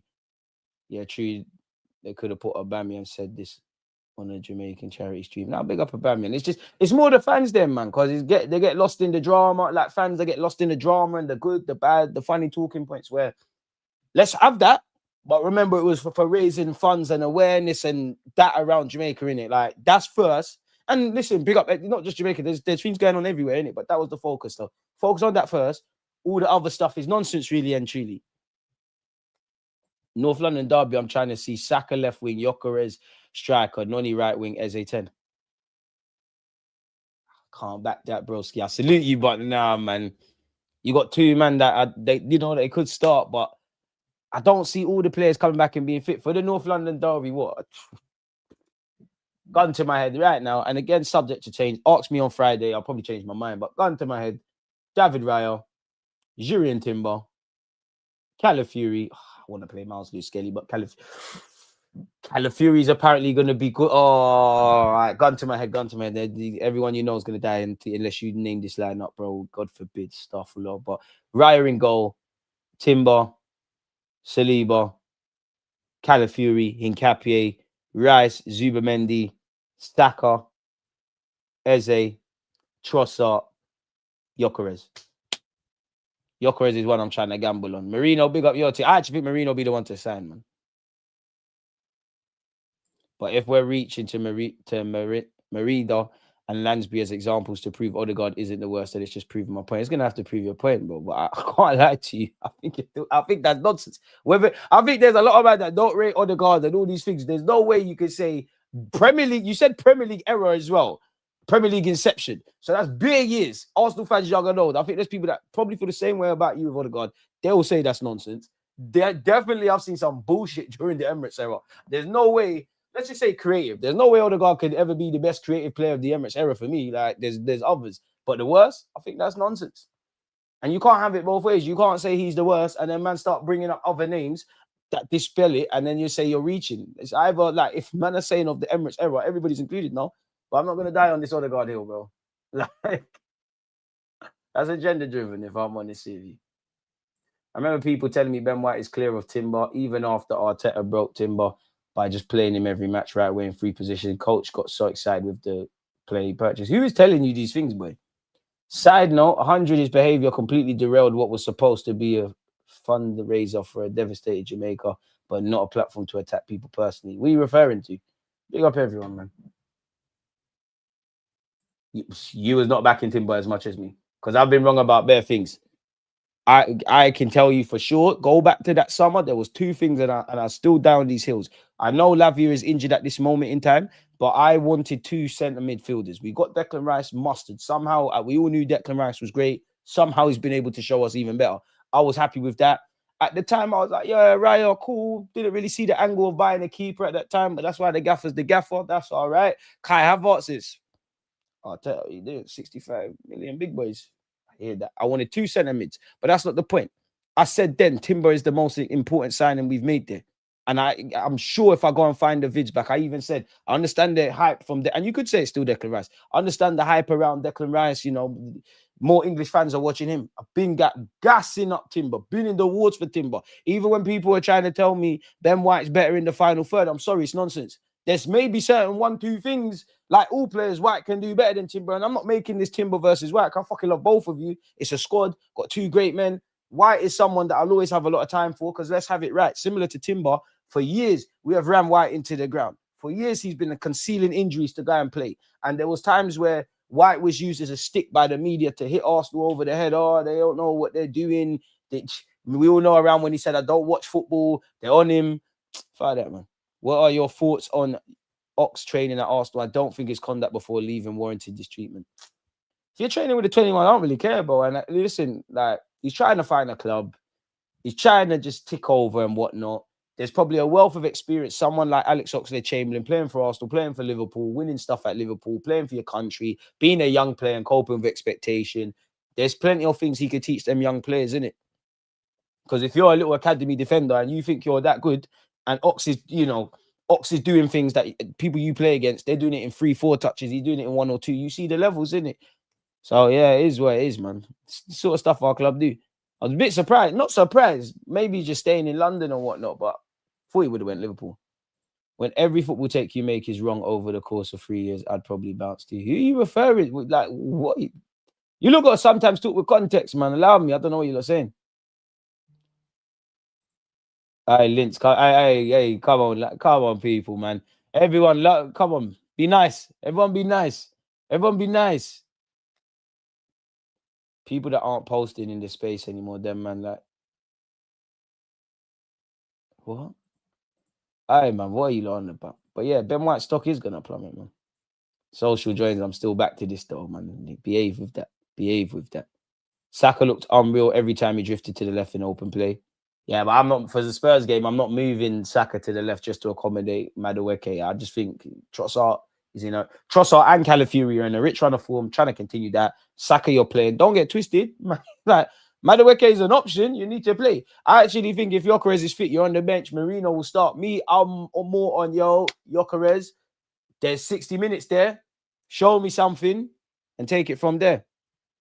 I would like to see our wingers switch, man. And to be honest with you, the only time I think truly Mikel Arteta, obviously he's shown us, I'm sure there was a bit of switching sides against City. There defo was, I don't think it was Atletico Madrid. We defo played someone in the Champions League and Eze and Saka were switching. The only time I think he's proper on Saka, you do your thing on the left-hand side, is when he brings on Dalman, innit? Because it seems like in the short term, Dalman's thing is that right wing. Imagine 70 minutes of Saka, then Madueke comes on. It'll be key in the final third of the season. See, that's what I'm on.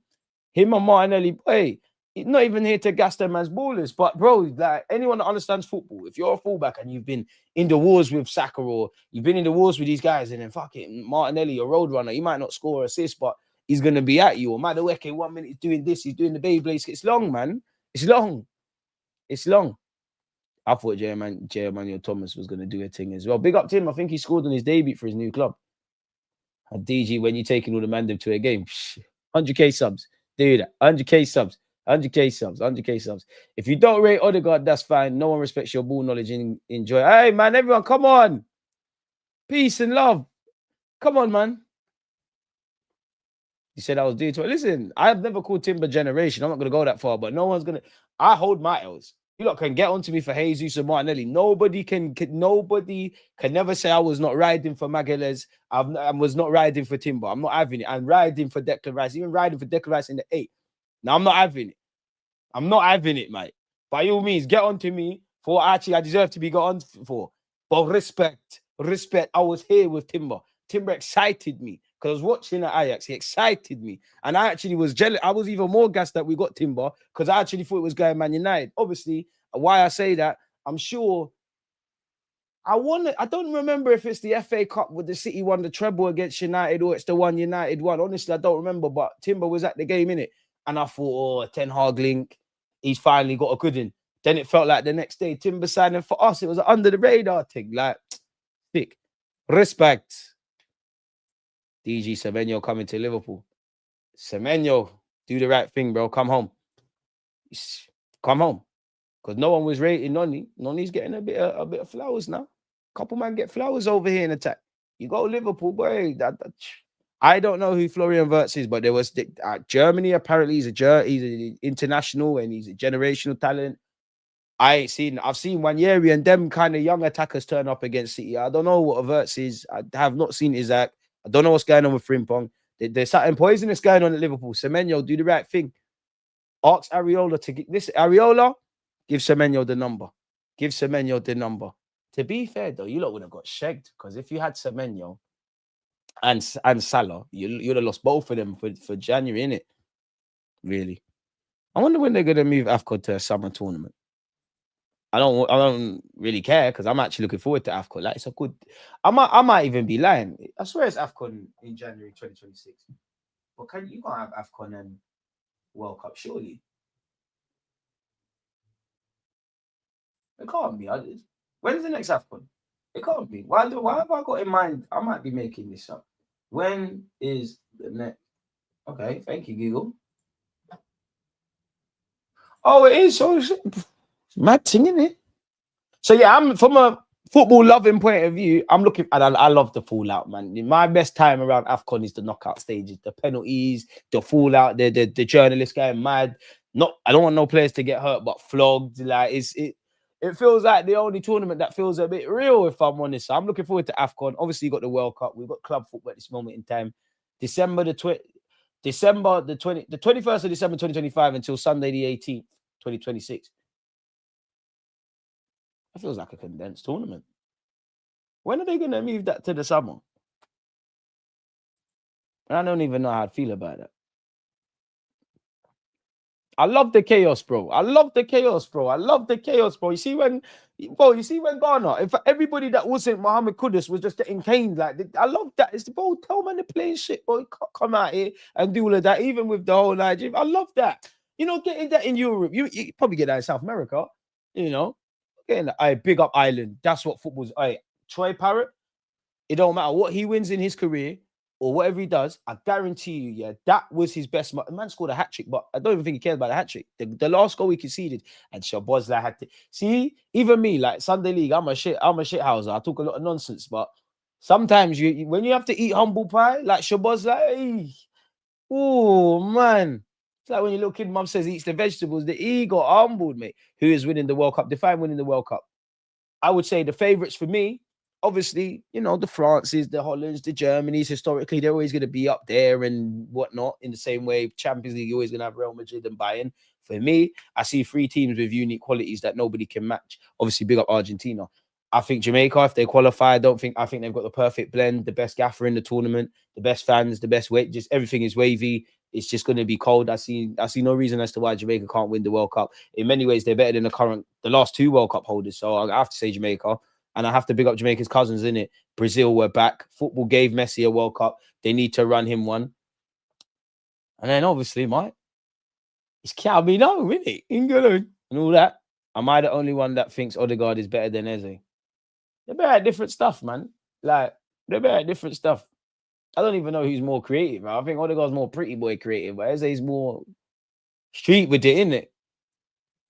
Define winning the World Cup is pretty well defined. No, it's not. It's not, because you could define, you know, you look at Qatar, there was a lot of negative connotations around how tourists would have been treated. And after the tournament, it was one of the best tournaments ever. So in many ways, winning and capturing football fans' hearts, that is winning the World Cup. Of course, you could mean lifting it. There's many ways of defining winning a World Cup.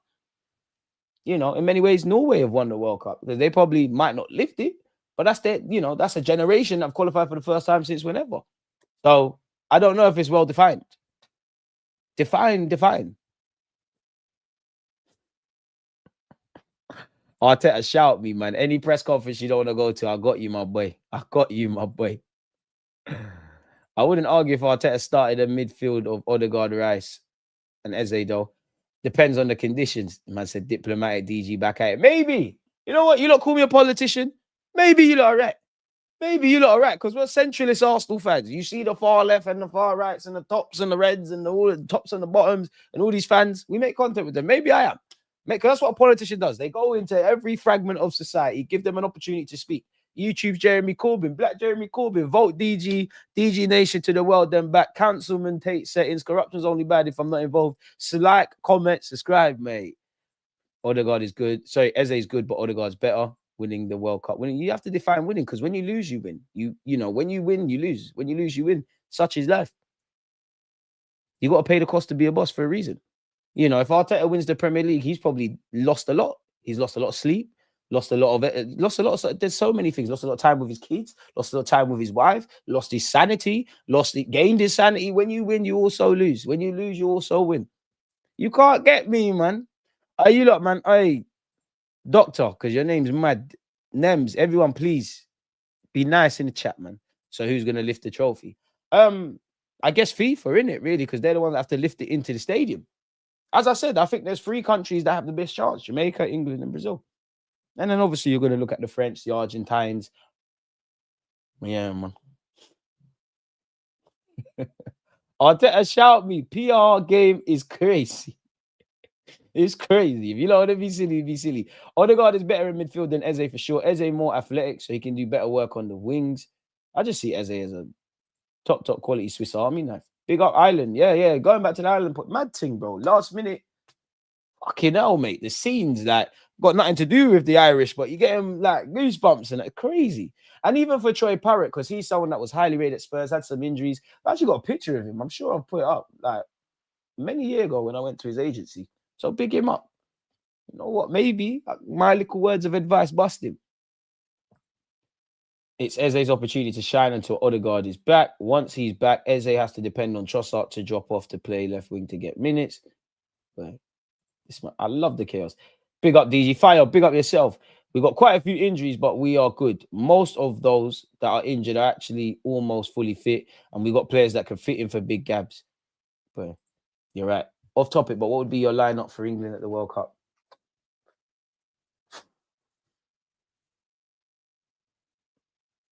Pickford, Miles Lewis Skelly. O'Reilly ain't put a foot wrong though. Pickford, Miles Lewis Skelly. He Stones. I think Maguire has to be on the plane. Right back, I'm undecided. I'll be real, you know. It'd be James for me, but I'm undecided. I'm not really believing in our defense collectively, if I'm honest with you. Midfield, Rice, Bellingham, Palmer. Pakayo on the right, Rashford down the left, Kane through the middle. Did I say Bellingham? I must have said Bellingham with Rice. So yeah. DG start, bench, sell, Eze, Odegaard, Verts. I'm gonna be biased, you know this. Start Odegaard, bench Eze, whatever Verts is. Verts will come good, but you better hope he does. You better hope he does. You said I'm a scout. Our kid, you better hope he does, because until he does, we're on him. You're on him. You think I care about anybody's players? When I saw Ozil killed, bear about you about on to Gyökeres. Boy. And Verts, you know what, Verts? You're a martyr, really. Because no one ain't talking about Isaac. We all know Isaac's gonna come good, and probably Verts. But right now on this, there's a lesson in every loss, is what they tell losers so they don't feel bad. Nah, you learn more when you actually. You're right, but I actually feel in life the most dangerous thing is to win. Obviously, we're winners. You want to win in life. You want to get married. You want to get jobs. You want to qualifications. Money. Do all these things. You want to win. But when you get them, success breeds complacency. You know, why do you think I keep saying to you, look, the most dangerous thing for this football club is something I want. The minute we win the minute we win the Prem again, you know, for the split second when Arteta does that, you know, like now it's fuck it. How do you stay there? That is why I rate an Arsene Wenger, a Sir Alex Ferguson, a Jose, a Pep, whatever way they did it to consistently do that. And you could apply that to several other sportsmen, because this ain't no flash in the pan stuff. You actually learn a lot more.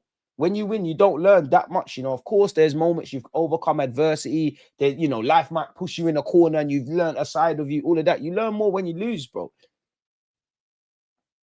Now, I think I don't think being 30, I was in that weird kind of generation, being born in 95, where I remember the life without the internet and playing outside. And for me, if you didn't I always equate it to racing, innit? Because I saw it as I progressed into secondary school. We always had the mentality and still do. Like, if you're racing first, second, and third, innit? Like, that's where you rank.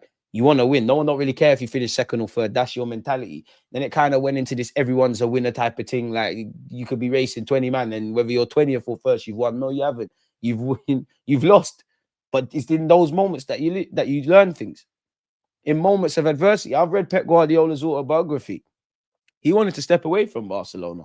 You know what kept him going? He was he speaks about it. He was in his office, I don't know, in Barcelona or whatever. He was down in the dumps. He was like, fuck, I don't know what I'm doing, and it's looking all mad.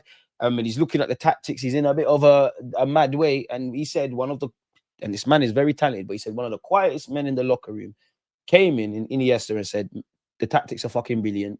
We're going to do this thing. And that lifted him. So you learn a lot more when you lose, bro.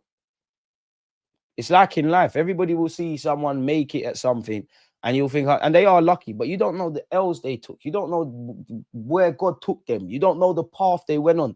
You don't know how many times they had to fucking lose to win, bro. And that's the nicest thing about this thing.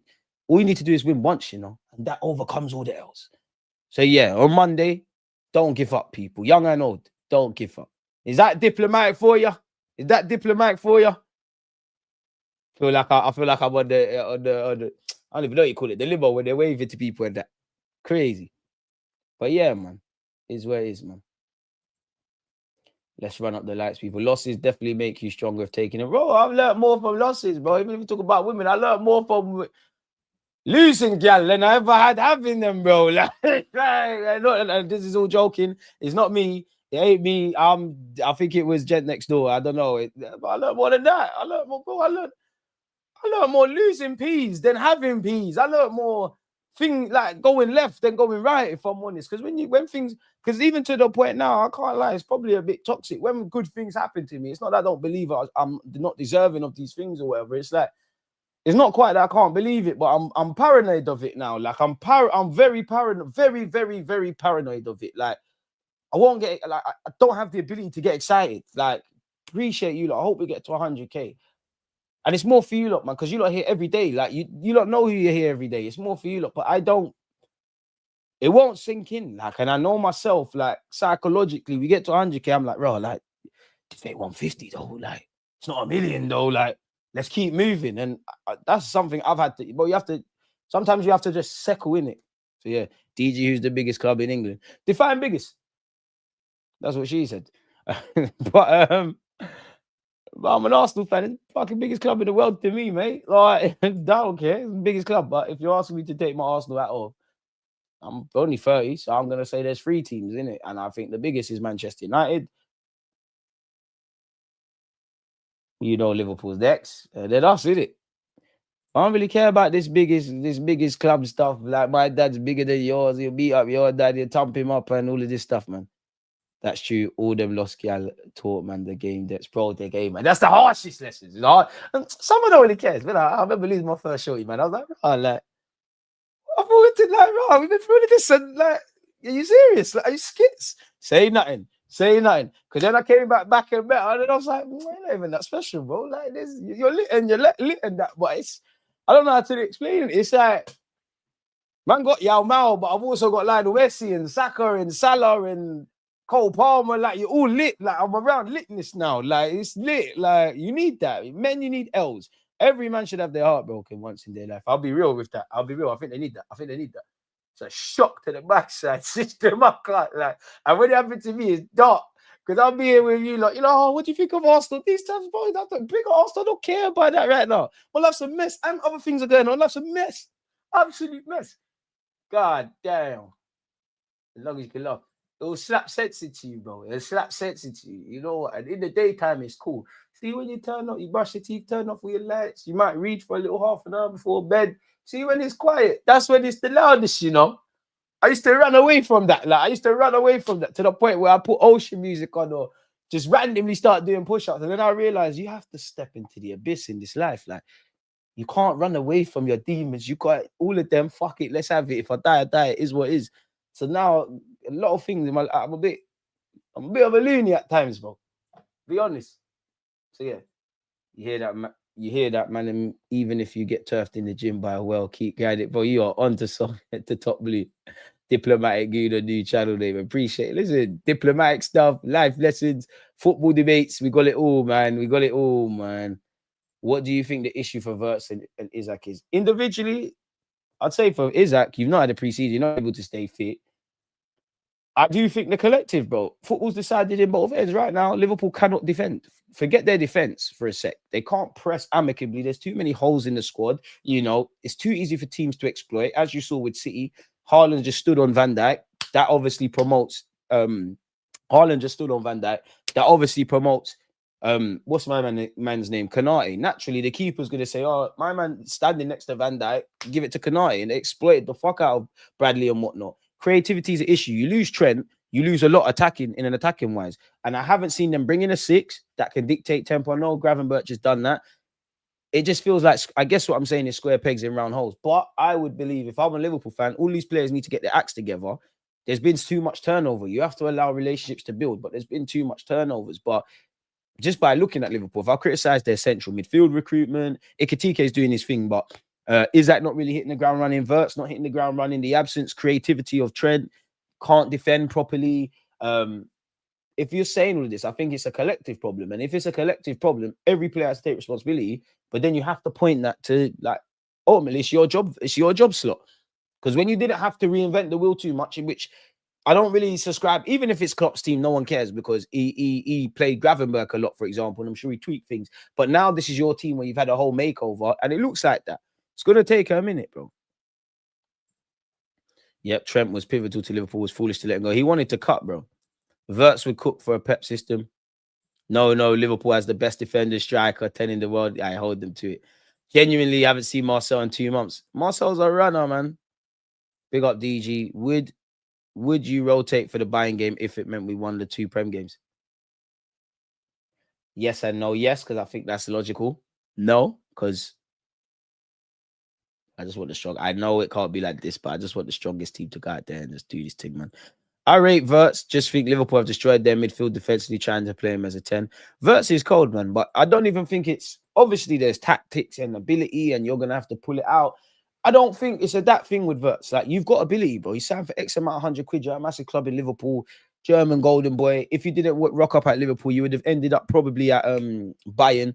The ability's there, and I don't know him from nowhere.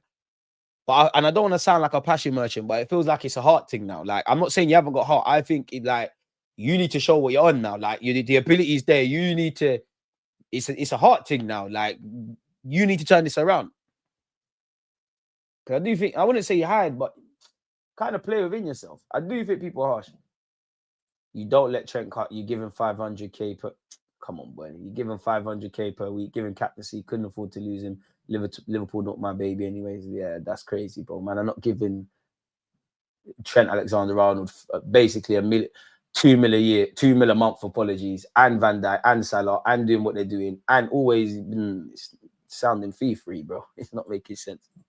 And to be fair, Trent is a great player, but come on, if we strip it all back, if you're right back to your most creative player, like with us with Zinchenko, different, adjusted, something's wrong. It's above my pay grade, but come on, like giving a right back 500 grand a week because he's creative. You can fix that, bro. You could have just signed a calm, steady Eddie right back. Probably needed a 6 and put Wirtz in at 10, sign a proper 6, keep it moving. Madness. The ability is there, but 430 for him was a madness. It's true. It's true. And Trent wanted to go, bro. Like, I get the vibe. Obviously, 500 grand a week is mad. But Trent wanted to cut, bro. He got the vibe that, listen, I've achieved everything. I love the fact I'm at Liverpool, but I've got one career. Real Madrid is calling. Man can't say no to that. Is what it is. Like, it is what it is. And then there's the talk. There's a luck of if they were to do what you said, boy, 500 grand a week and they're still shit, what are people going to say? Because how many players? We've seen it with Ozil, with Aubameyang. People might even say it with Salah.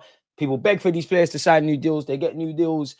Suddenly, their form's a bit shaky. Oh, they're not hungry anymore. We shouldn't have done it. Hindsight's a wonderful thing type stuff. I don't know who Trent is. Yeah, you do. Yeah, you do. Yeah, you do. Yeah, you do. Yeah, you do. Yeah, you do. It's like the man that leave their gal and start talking mad about it. Nah, when you was getting cuddles, you weren't speaking like that. You're them guys that tell a girl you're butters anyway. She weren't butters when you was running her down for the number. Nah, G, we're not accepting that. You know exactly who Trent Alexander-Arnold is. I can't even tell you if he wears Trent or Alexander-Arnold on his shirt. You know damn well what he does. You know what his brother looks like. You know all his goals. You know what he did with that quick free kick. You had great memories. You know the thing with memories? They're memories. See the thing about the old days? They're the old days. Wake up, Liverpool fans. Trent Alexander-Arnold left for free. It's gone. Ha ha, Nems. Ha ha, ha ha, ha ha, ha ha. Ha Salah's thinking up the plays. Van Dijk's looking shook. Kanate better than Salah. He's not on nothing. That keeper's rubbish. Alisson's cutting soon. Isaac ain't really doing nothing at this moment in time. Hugo Ekitike, you're cold. I can't wait till PSG say we've made a mistake when they buy you. Wirtz, big up yourself. But I'd love for you to be a flop just because Nems is a mod here. Darkness. Big up Slot, man. Big up Slot, man. It's not his fault everybody's using set pieces. Big up Slot, man. Crazy. Crazy. You never walk alone. Why was Bradley on his own? Crazy works. Don't know what's going on there. I don't know about that. I don't know about being shaky defensively. I don't know about them things. Trent was learning, bro. Trent treated Liverpool like a side chick from the jump, man. When was there not an interview the other day? Trent was like, bro, I was learning French. I said French. I was learning Spanish from about a year ago, but he knew what was going on. Bellingham's chatting to him. And I remember some Liverpool fans, and again, it's all bands. I remember some Liverpool fans. Didn't that man go on holiday in America last year? And they were like, oh, yeah, he's telling Bellingham, or the year before, he's telling Bellingham forward to Liverpool. Little did you know. It's cool, though. You're not going to miss Trent. How can you miss Trent when you have Jude Bellingham, when you have Tchouameni, when you have Alexis Sanchez, when you've got Lavia, when you've got all of these guys, Caicedo? How can you, when Liverpool could pick all of these players, you ain't miss Trent. First flopping, not built for the Prem. Send him buying so he can get that buying body. DG dropping gems on a Monday. I wish one day league. Yeah, have that. And he's still cut, cuz. No, I'm joking, man. Salah and Van Dijk. Salah needed Trent. I thought Paul would have been better off letting Salah go Saudi and building around Trent. Said that for time when this Trent contract was topical. She weren't clapped when you said she was looking like, bro, exactly. Just a man just have to be a man. It's got to be a man. Bellingham and Trent sharing the Duolingo sub. They probably was, man. Darkness. How the game goes, man. It's how the game goes. But we've been here for an hour and 40 minutes. Somehow we've been here for that long. I love you lot, man, because we talk about everything on this platform. And obviously with the international break winding down and the Prem winding back up, there's better watch-alongs for Saturday. We're defo here for the North London derby. Chelsea Barca's going to be great, as is Arsenal. Bayern football's back in it. So I appreciate you lot on this Monday morning, man. Big up you lot that are watching it on the replay in advance. As you know already, man, we're trying to get to 100k subs. I can't do it without you lot. So big up my members, my mods, my consistent supporters. This is why it's subscriber only, because I want my family here, which you lot all are. So I hope you're doing well and safe. I hope you and your family are doing well and safe. As much as we have a laugh and a joke, the main thing is health. So I hope you and your loved ones are in good health. Hope you started the week in the best way. And thank you for being here, man. Check out the rest of the content. Subscribe if you haven't. Press the hype button when it's done. Leave a comment after, not in the live chat, in the comments, people. These things help the algorithm.